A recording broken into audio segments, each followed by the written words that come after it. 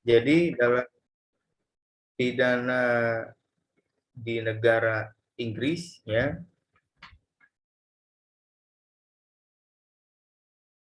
di sini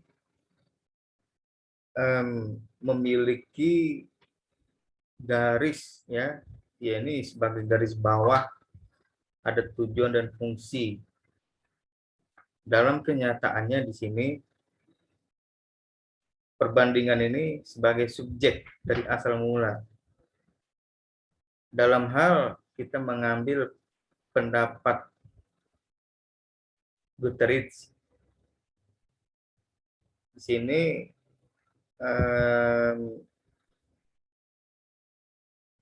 dari Levi Ullman, ya, kemudian Holland, ya.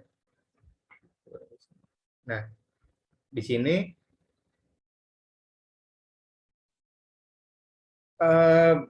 pada dasarnya memiliki definisi yang telah dikenal dengan hal-hal yang bisa dianggap kurang memuaskan. Kemudian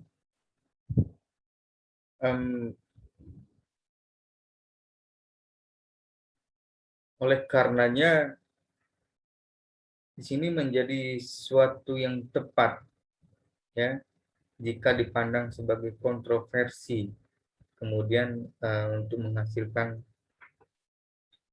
apapun itu dalam segi bentuk, ya, ataupun karakter. Holland di sini mengutamakan metode, itu sangat penting, ya. Guterres juga dalam hal secara luas memang mengatur metode. Nah, oleh karenanya, ya, perlu mengumpulkan gagasan, doktrin, itu sangat menjadi key-nya, ya. Kemudian dengan memberikan perhatian mengenai persamaan atau perbedaan, ya, di sini cukup membangun suatu sistem secara ilmiah. Karenanya suatu perbedaan tersebut menunjukkan secara khusus pengertian akhir sebagian ataupun secara sebagian besar, ya, untuk mengejar penerapan sistem terbaik yang hendak dicapai.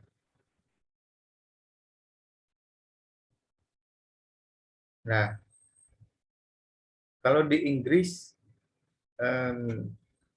code-nya, ya, atau kewenangan mengadili, ya, atau memeriksa perkara, ya, dia mengenal yang namanya Crown Court. Ini di Inggris, di London, ya. Kemudian Magistrate Court. Nah, ini Concord, ya. Jadi dia kewenangannya memeriksa, ya, kemudian memutus perkara yang sifatnya pidana itu cakupannya berat.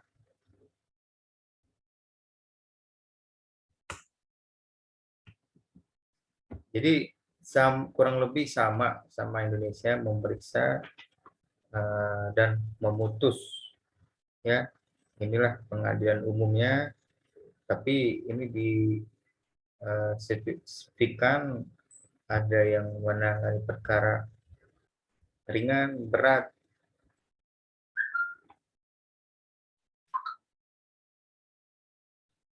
Jadi Concord ini memiliki suatu klasifikasi, ya.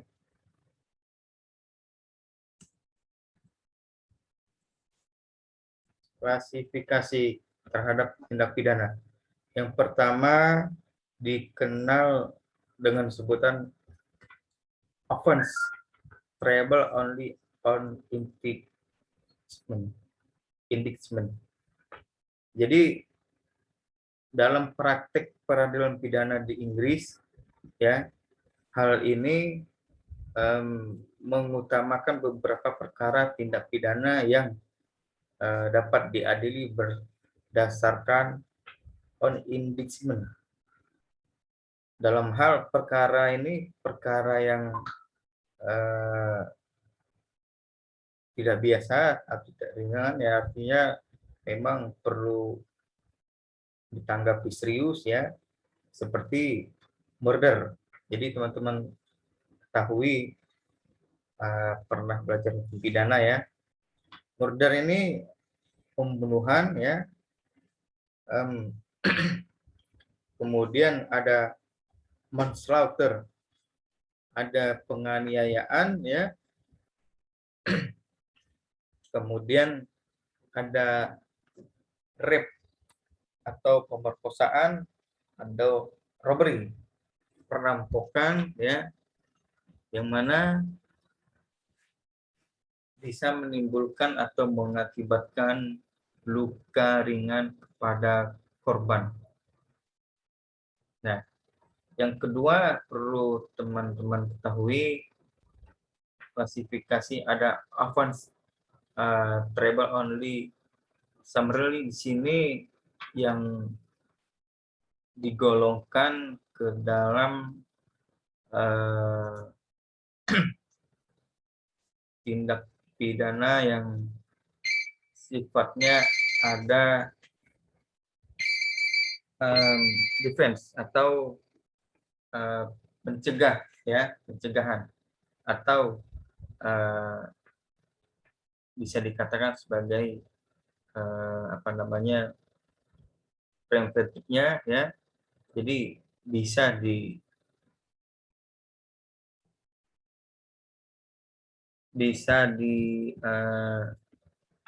antisipasi terjadinya tindak pidana, ya,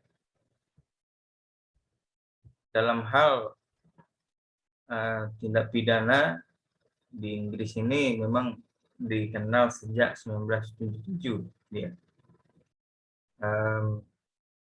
Pelanggaran-pelanggaran yang berupa pelanggaran lalu lintas, ya, ini bisa diantisipasi, ya, meminum hard atau alkohol, ya, dalam keadaan mengemudi mobil, ya, itu bisa dicegah, bisa diantisipasi, ya, untuk terjadinya perbuatan tindak pidana ataupun perbuatan yang bisa buat celaka orang lain untuk meminimalisir korban.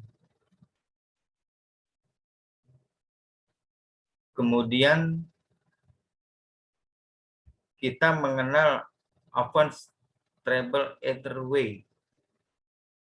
Jadi di sini perbuatan pelanggaran yang termasuk dalam kategori perbuatan pidana yang telah, ya, atau berdasarkan, ya, judicial act.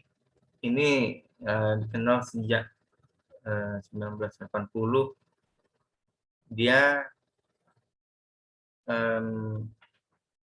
dalam hal pidana yang merujuk pada perampasan atau perampokan, ya, yang mengambil hak atau barang, ya, untuk dikuasai atau untuk dimiliki secara melawan atau hukum, ya, atau secara memaksa.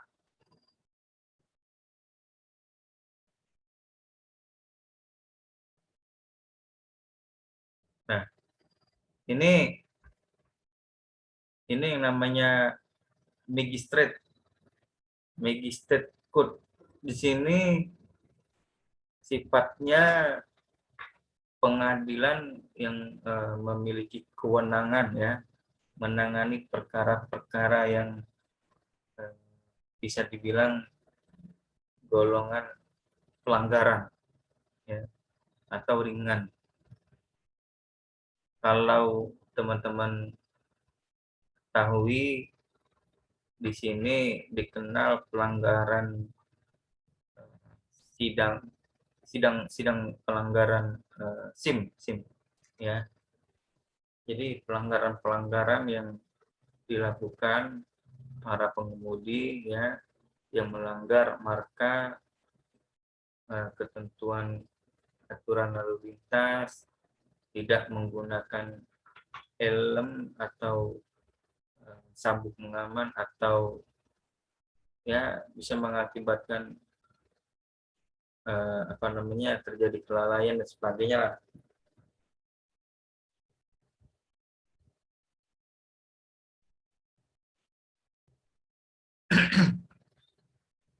Jadi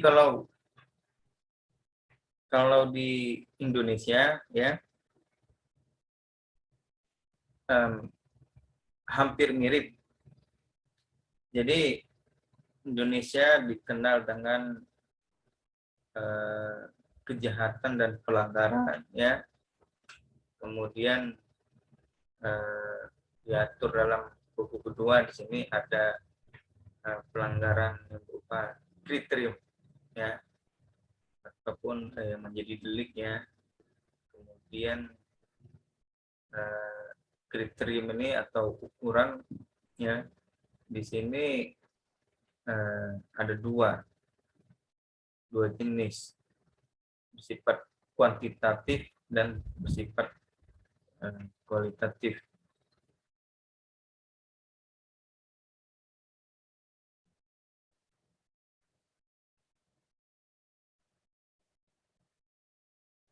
Nah, kemudian kalau di Inggris, ya, dikenal dengan terhadap orang yang melakukan pelanggaran, ya, di sini haruslah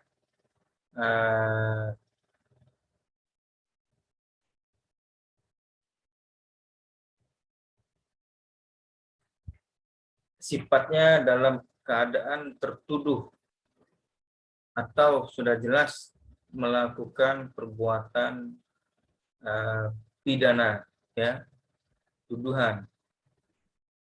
Jadi beda dari di Indonesia, ya, kita mengenal asas praduga tidak bersalah, ya. Jadi perlu dibuktikan atau diuji dulu, ya, atas dugaan-dugaan kesalahan, ya, dari yang dituduh atau yang menuduh, ya. Nah, kemudian kalau mens rea-nya, ya, atau niatan, itu sudah pasti tertuduh. Nah, itu yang akan menerima hukuman atau punishment atau sanksi.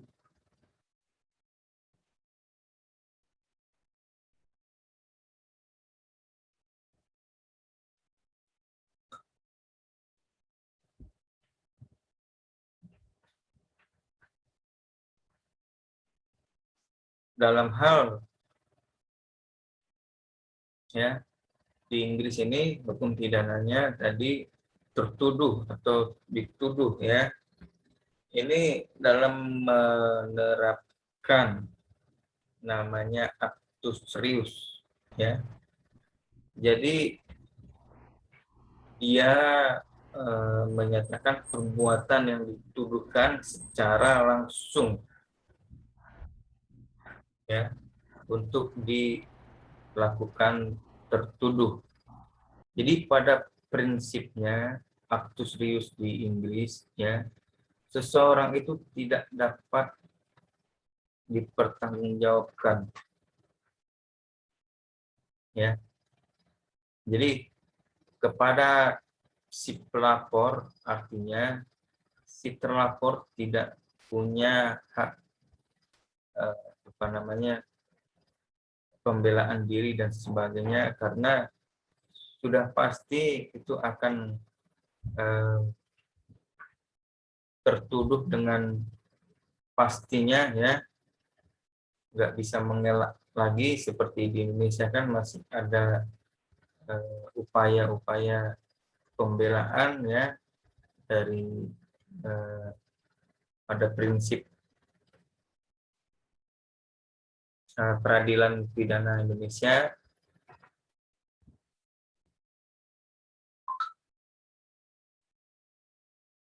Kemudian dalam aktus reus juga, dalam perbuatannya yang dituduhkan harus dilakukan oleh tertuduh dengan sukarela. Jadi dia menerima kesalahan kan dengan menyadari, ya, atas perbuatan, ya, kemudian dia secara kooperatif, ya, bertanggung jawab dengan tindakannya, ya, atau perbuatannya. Kemudian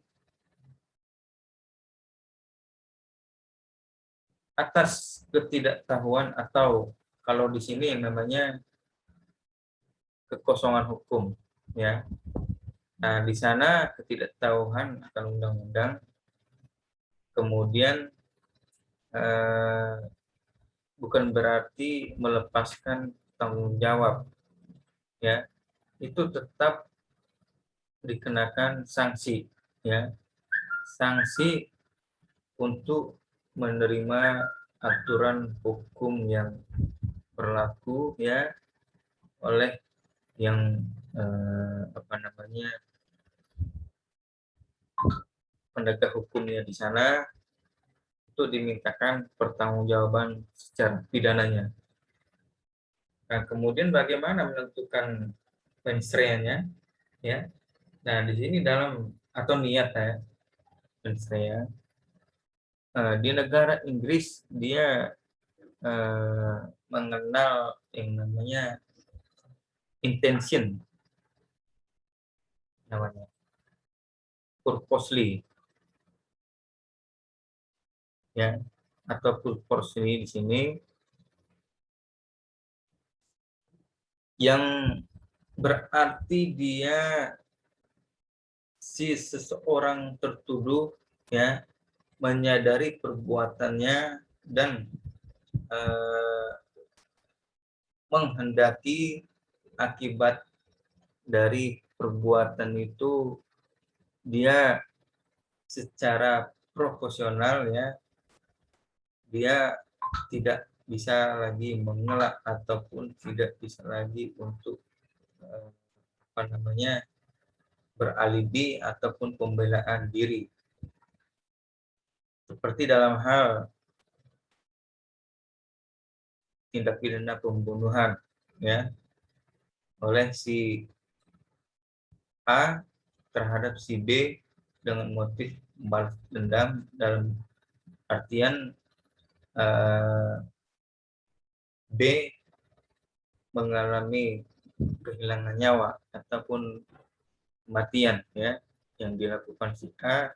Nah, sudah jelas di sini si A, ya, tertuduh oleh karena pembunuhan, ya, tindak pidana pembunuhan, dan dia diyakini untuk bisa dimintakan pertanggungjawaban pidananya. Nah, kalau di Indonesia, meskipun, ya, memang tertangkap mata jelas, ya, terjadi tindak pidana pembunuhan, ya.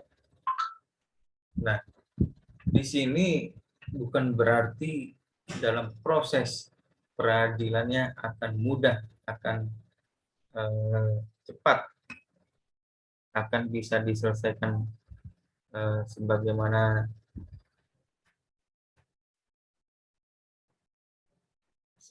mestinya, penyelesaian yang arif, bijak ya. Di sini berlarut makan waktu ya. Jadi dengan kata lain, tidaklah menjadi suatu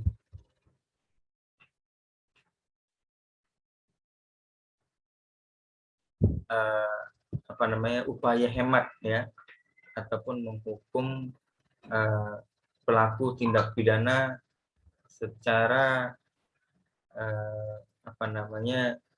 singkat. Karena di sini di Indonesia diperbolehkan ya untuk melakukan upaya hukum atau pembelaan untuk beralibi ya, untuk mengelak ya, bahwa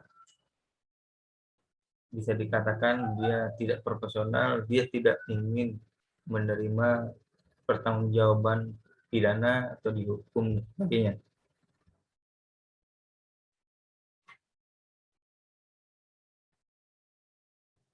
Kemudian ada dikenal res clearness. Jadi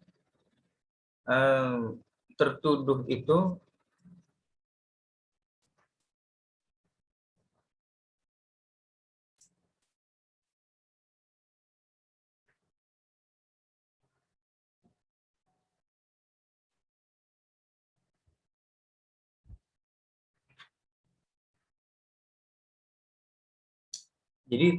itu sudah dapat memperkirakan atau menduga sebelum perbuatan itu dilaksanakan atau sebelum akibat yang akan terjadi akan bisa menjadi sesungguhnya si tertuduh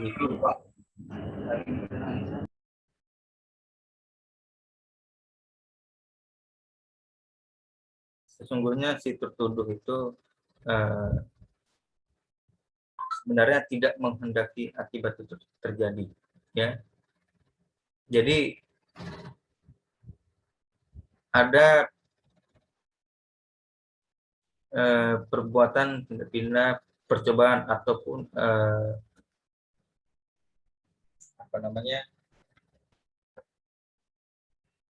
kalau di Indonesia mengenal akibat dari apa itu namanya, misleading ya. Nah, kalau di Indonesia ya, meskipun tidak ada niatan tapi telah terjadi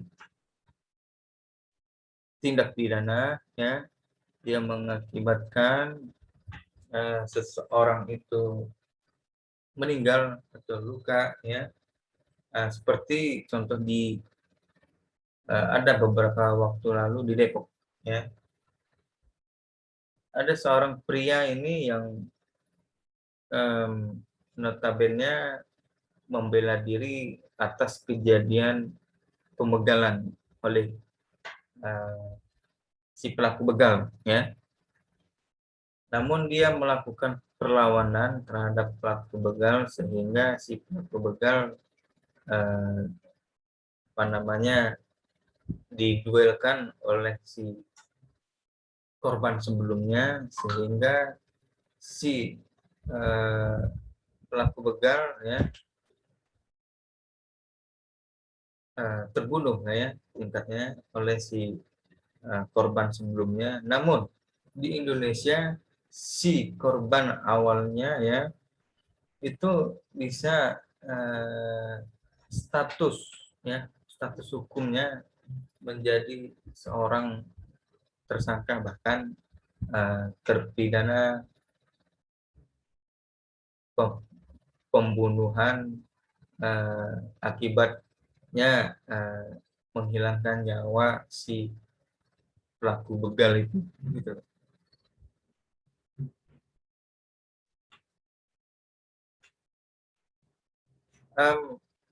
Sampai di sini kalau ada yang ingin ditanyakan, didiskusikan, silakan.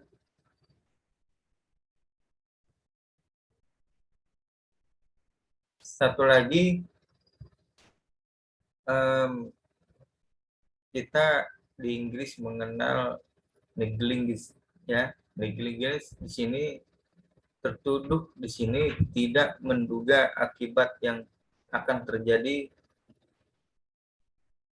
ya, dalam keadaan tertentu, ya. Nah, oleh karenanya di situ aturan, ya, atau norma hukumnya mensyaratkan bahwa tertuduh harus sudah dapat menduga akibat. Jadi sudah diprediksikan gitu. Seperti dalam hal ada seorang memain korek, korek yang mana di dekat sebuah SPBU atau pom bensin yang sangat rentan terhadap api, ya. Jadi di sini memain-main api, ya, sehingga memang dalam keadaan tidak sengaja, ya, karena ketidaktahuan akibat dari bermain api, ya, bisa menyambar apa namanya bensin, ya, sehingga bisa terjadi kebakaran ataupun apa sih, jago merah meluap sebagainya, ya. Sampai di sini ada yang ingin didiskusikan, silahkan.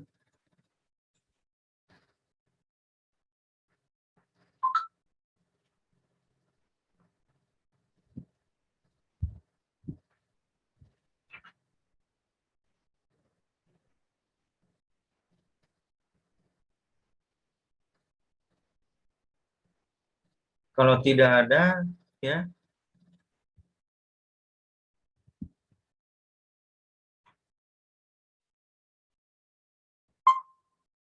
saya memberikan pesan kepada teman-teman, ya, untuk nanti akan ada tugas berupa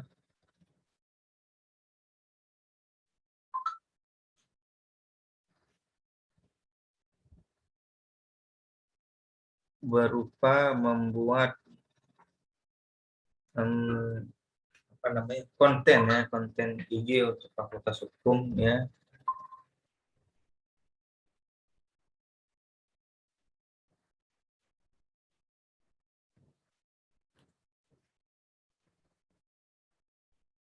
Nanti saya akan koordinasi terhadap ketua kelas, ya. Kalau tidak ada yang ingin diskusikan, mungkin kita cukupkan, ya, kan, untuk bisa melanjut pada kelas berikutnya, ya. Kemudian Zoom meeting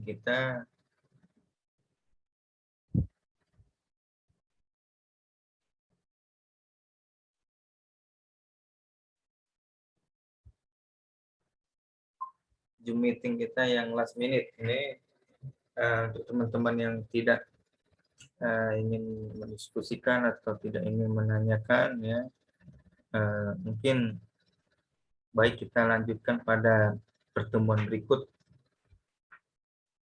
sambil saya mengisi absen. Ini 28, 27 yang masuk.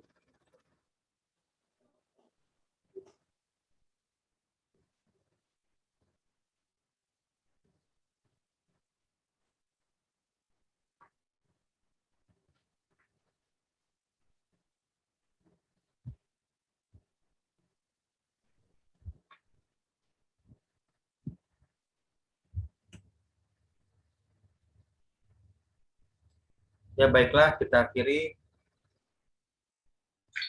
Wassalamualaikum. Selamat sore untuk semua. Waalaikumsalam. Waalaikumsalam.